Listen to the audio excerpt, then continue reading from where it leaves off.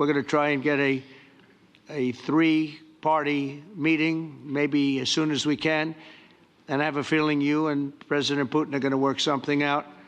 Ultimately, this is a decision that can only be made by President Zelensky and by the people of Ukraine working also together in agreement with President Putin.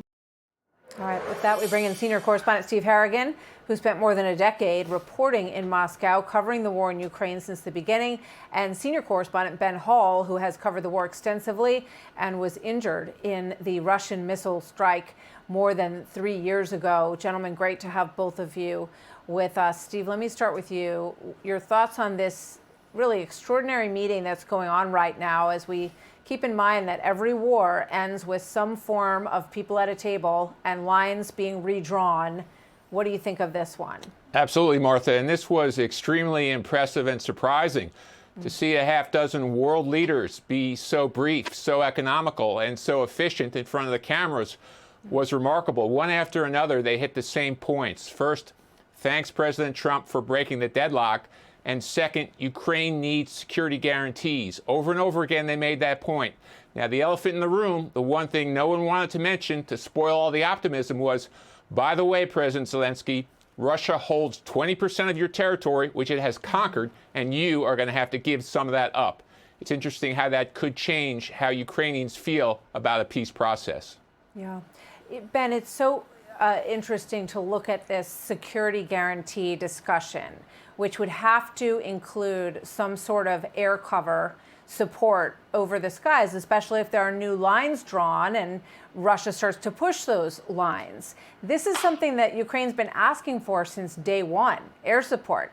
And clearly, the kind of security guarantee they're looking for now, they never got in the years that have dragged on for this war.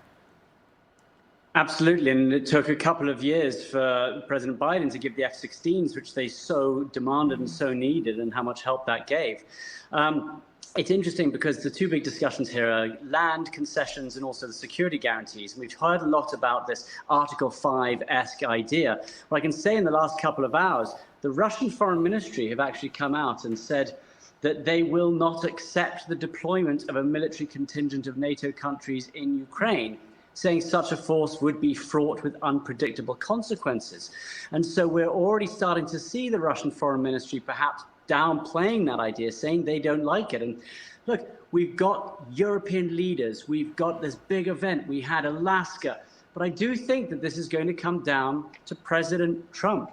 President Trump is the one person who can go to both sides and say, President Putin, there will be immense sanctions on you if you don't accept this. We will crush your economy. And also to President Zelensky, he will say, if you don't make these concessions, we will think about withdrawing some support for you.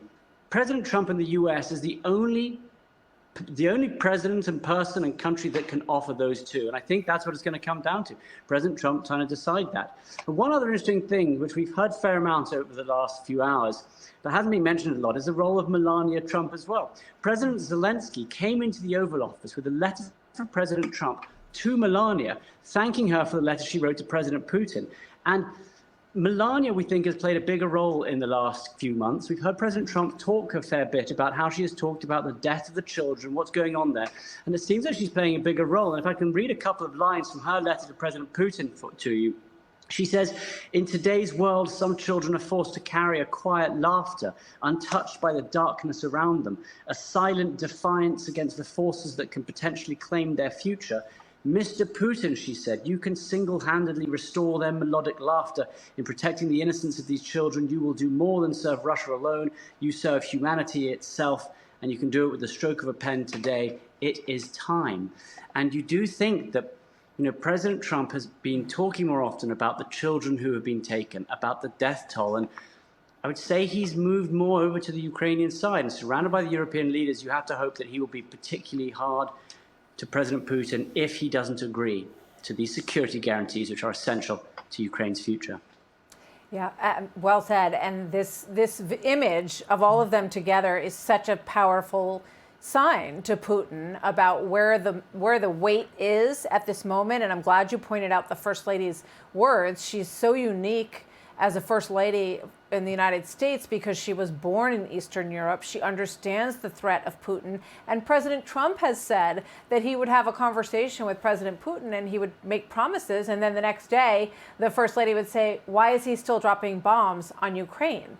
So this is a very interesting move from her. She really only sort of steps in on things that she really cares about as a first lady. And I think it's very interesting to see her, the weight that she carries in this conversation as well. Steve and Ben, thank you both so much. It's great to have you with us today. Thank you. Thanks, Martha. Want even more Fox News on YouTube? Become a Fox News Patriot today. Click join to find out how.